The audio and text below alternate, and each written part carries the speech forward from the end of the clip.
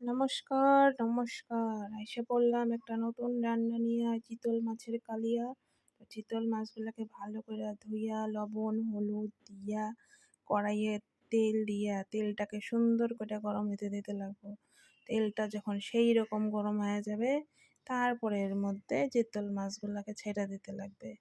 ছাইড়া দেওয়ার পরে মাছগুলারে সুন্দর করে ভাইজা নিয়া, ওই তেলের মধ্যেই আবার তেজপাতা, জিরা, গোটা গরম মসলা দিয়া সুন্দর কইরা নাইড়া চাইড়া তারপরে দেয়া লাগবো হইলো ঝুরি ঝুরি কইরা রাখা পিঁয়াজ। পিঁয়াজগুলারে দিয়া আবার সুন্দর করে নাড়ানাড়ি নাড়ানাড়ি নাড়ানাড়ি কইরা পিঁয়াজগুলা যতক্ষণ না লাল হয়, লাল হইতে হইতে হইতে একদম কড়া লাল হয়ে যাবো গা। তারপরে এক সাইডে এমন করে আবার কাজু বাদাম ভিজায় রাখবেন। কাজু বাদাম দিলে ঝোলটা সেই টেস্টি হয়। তারপরে এখানে আমি পিঁয়াজ, আদা, জিরা, লঙ্কা সব পেস্ট করে নিছি। এগুলা এখন দিয়ে দিলাম কড়াইয়ের মধ্যে। এগুলা দেওয়ানোর পরে তারপরে দিতে লাগবো হলো হলুদ গুঁড়া, তারপরে স্বাদের জন্য দেওয়া লাগবো লবণ। লবণ না দিলে তো রান্নাই হবে না। তারপরে দিতে লাগবো হইলো কাশ্মীরি লঙ্কার গুঁড়া।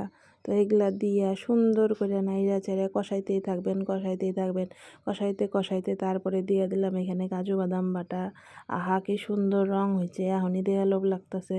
সুন্দর করে কষাইয়া কষাইয়া কষাইয়া কষাইয়া যখন দেখবেন এগুলার মধ্যে থেকে এখন তেল ছাইড়া দিছে, মশলাগুলো শুকায় আইছে, তখন এগুলার মধ্যে ঢেলে দিবেন জল।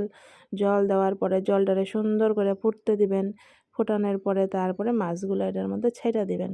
তো এইভাবেই চিতল মাছের কালিয়া আমি রান্না করি। তো তোমরা কেমন করে রান্না করো বন্ধুরা কমেন্ট করে জানায়। তো রেসিপিটা কেমন লাগলো অবশ্যই কমেন্ট করবেন। বাই।